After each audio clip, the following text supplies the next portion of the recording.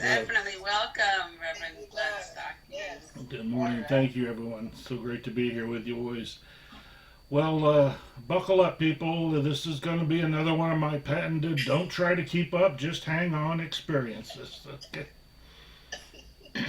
Started out in one direction, took off in a totally different one. Let's see where it goes. So the initial thought, the pattern of our lives is not unlike the newly offered big bounce theory. I heard them talking about this just recently, and this recently popularized theory of cosmic evolution mimics the belief that I've held for a long time regarding where the Big Bang came from. The Big Bang states that all matter of energy exploded out from one imperceivably tiny point in space and has been expanding and evolving ever since. Okay, as far as that goes, but I need details.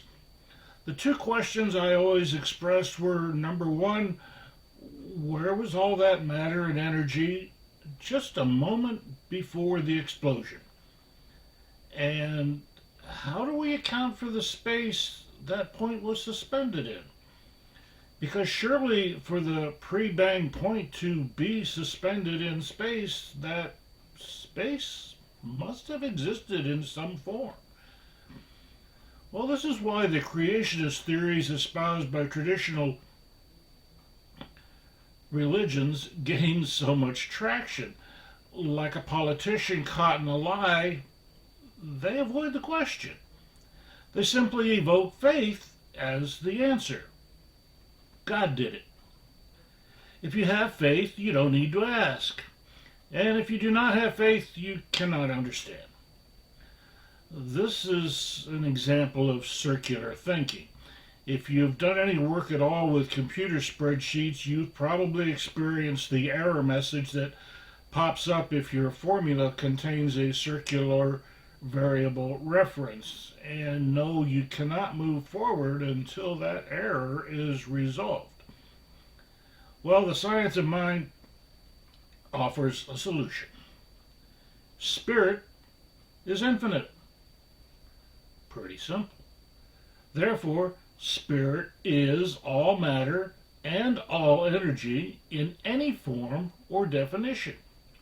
Spirit can exist as that origin point and exist as the space the point is suspended in simultaneously.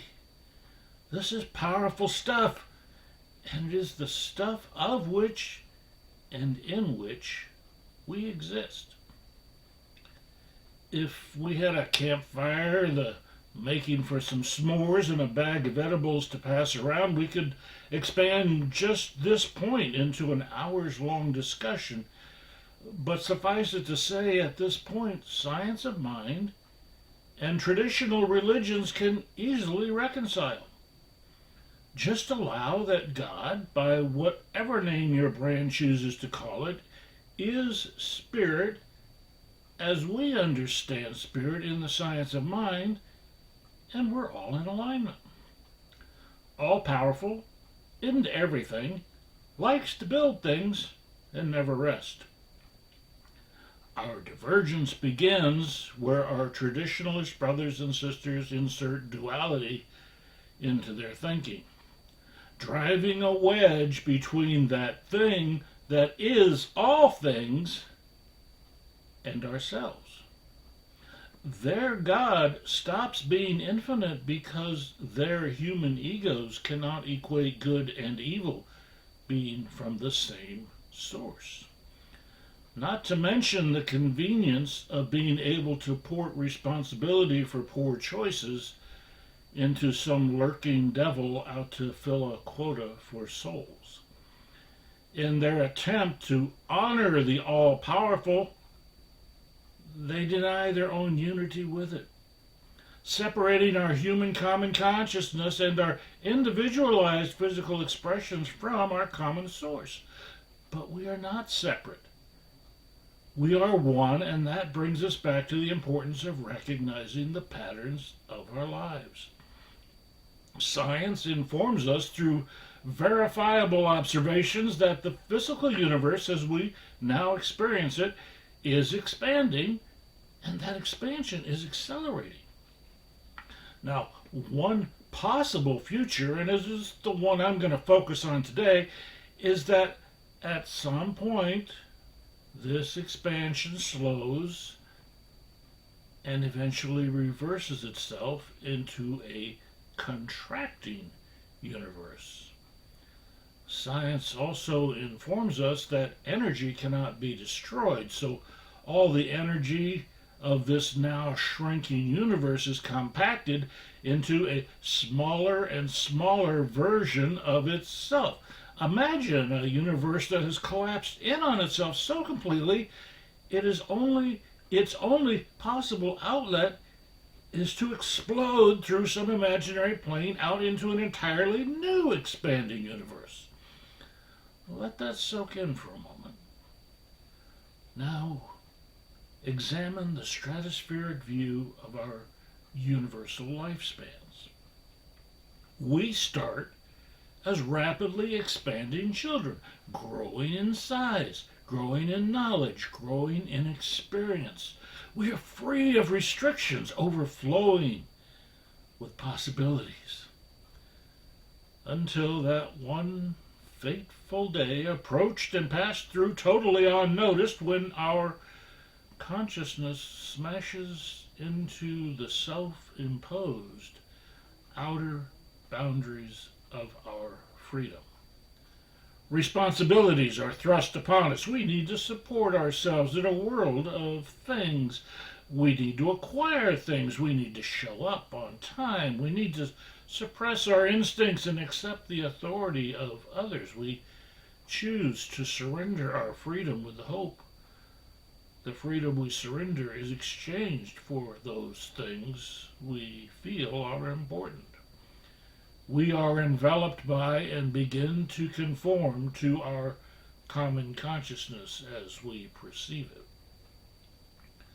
Our possibilities begin to compress. We choose one road over another, then another over that. Our universe is seen to be collapsing in on itself.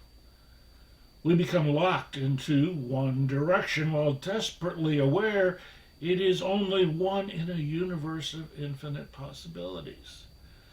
We become obsessed with being trapped. In the common consciousness, it is known as a midlife crisis, the fear that all of our efforts have been in the wrong direction. One of my teachers used to say, you spend your whole life fighting your way up the ladder only to find at the top you were on the wrong wall. For many, the fear becomes unbearable. Career changes, divorce, self-indulgences, and addictions are commonly employed to mask our fear. Although some of these activities seem destructive, Spirit does not judge, it just provides these avenues of exploration. Spirit is not afraid to destroy, to build anew. After all, is it not continuously changing itself in order to create anew from itself? For others, the realization, the crisis may be less dramatic. Spiritually aligned people are not immune, but are generally better equipped to navigate course corrections because evolution is built into our common consciousness, not as a crisis, but a necessity. Just as spirit is in a state of constant change, we align with change as the normal course of things. When our universe closes in on us, we see expansion as the natural recourse and move smoothly into our next phase as easily as night evolves into day with the rising sun. Patterns become discernible because they repeat themselves. Recently, we have witnessed our fellow citizens protesting the arrest of their neighbors because an unelected official demanded the arrest of 3,000 immigrants per day. Not criminal immigrants, just bring me 3,000 heads per day so we can be seen to be tough on immigration. Well, I'm old enough to remember another time of unrest and protest in our country. Our troops in Vietnam were required to report daily body counts of enemy killed in action. Officers were not told how to push their numbers, but they knew the cost of underperformance. It was bad policy then, and it's bad policy now. Pushing for numbers to not solve the core problems, it just causes new ones to divide us. I knew a man from Great Britain who lived here in Florida for many years before returning home to Great Britain on a visit. And when he came back to Florida, he told me, he said, seeing his old mates sitting on the same old bar stools telling the same old lies they had always told, as if no time had passed since he immigrated. Their patterns had not changed, but his had. He could no longer tolerate their unevolved mannerisms and could not get back to his adopted home here in Florida quick enough. Now, the sad epilogue to this story is that circumstances eventually forced my friend's return to Great Britain and his being reabsorbed into his former pattern of life. In his mid-30s at the time, he was dead within 2 years. Doctors declared a reasonable cause of death, but I offer that deprived of the ability to continue evolving, Spirit provided an option his soul accepted. Ernest Holmes writes in the Science of Mind textbook that so much of our ordinary thinking lapses into habitual patterns with little variation from one day to the next.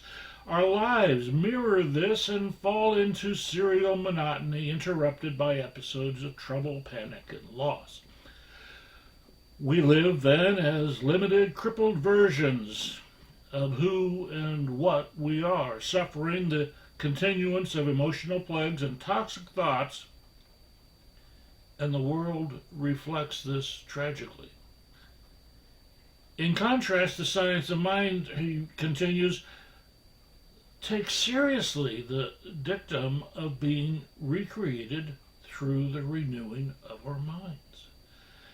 And not just our minds, but our bodies and souls as well. The powers of second Genesis lie within us, he writes, but this means we must agree to attune and orchestrate our thoughts and emotions toward higher purposes and creative ends. That's a long quote, but it really sums up the Science of Mind.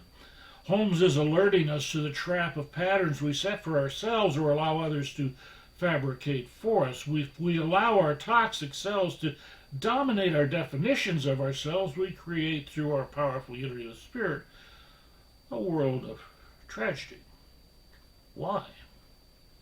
Because that is the experience we energized, the beliefs we fueled with our constant attention. In contrast, Holmes says we are empowered to use the same spiritual principles to renew our beliefs, bending our experiences into new pattern-shattering directions. We are responsible for our own self-care. We are not prisoners in consciousness. When we perceive a pattern that is not supporting our best selves, we are free to choose another road. I saw it in my friend when he returned to Florida. His manner softened. He embraced a more productive consciousness, immersed himself in the company of supportive people. He questioned long-held beliefs and reasoned his way to healthier behaviors, but his foundation was not yet sufficient. When circumstances demanded, and he allowed himself to seek the comfort of the familiar, and the familiar welcomed him with open arms. There are in life people whose devotion to their spiritual well-being is admirable. Buddhist monks, Catholic nuns, and the like are certainly seen to walk the walk. But I wonder, too, how restless spirit might be if all of us lived as such. Imagine a Bakery with only one type of bread, no cookies or sugar pastries. Telephones still wired to walls, 3 channels on our televisions, no sugar-free soda, and fresh foods only available in season. Patterns offer stability, and patterns offer stagnation. Living the science of mind demands threading life's needle and sewing these diverse poles into a quilt-like pattern interspersed with chaos and confusion, knowing we are directing our experiences and not directed by our experiences. As we mature, we begin to free ourselves from the shackles of expectations. Judging ourselves through the eyes of others becomes less impactful. We begin expanding again, and not just our midsections, but in the realization of our place in society. In short, we just don't give a damn what others think of us because we know our own value and take a back seat to no one. We recognize the time gifted to us on this plane is just a rehearsal for our re-immersion into the universal consciousness, where our power is unlimited, unrestricted.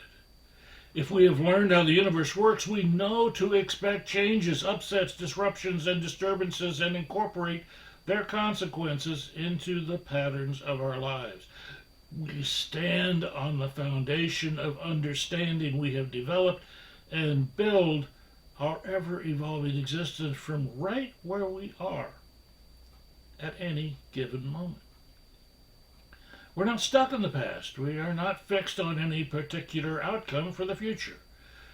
We are the switch hitters, utility fielders, and pinch runners in the game of life. We recognize patterns and skillfully exploit them or break them as the occasion demands.